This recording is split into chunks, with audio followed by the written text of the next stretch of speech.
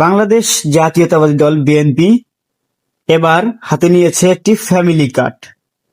Family card হচ্ছে আপনার family যে মহিলা সদস্য আছে, গার্জিয়ান মহিলা, তাকে একটা ফ্যামিলি কার্ড দেওয়া হবে।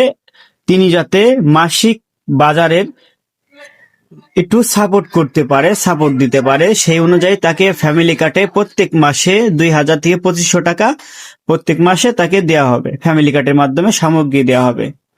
এইটা বাংলাদেশ জাতীয়তাবাদী দল বিএনপি যে এই একটা সিস্টেম চালু করতে যাচ্ছে এই বাংলাদেশের আপামর খেটে খাওয়া মানুষের জন্য, এটা অত্যন্ত গর্বের বিষয় এবং একটা ভালো কাজ করতে যাচ্ছে জনাব তারেক রহমানের, যে আগামীতে আপনাদের ভোটের মাধ্যমে যে সরকার গঠিত হবে সেই সরকার। আমি ধন্যবাদ জানাই জনাব তারেক রহমান সাহেবকে এত সুন্দর একটি উদ্যোগ হাতে নেওয়ার জন্য।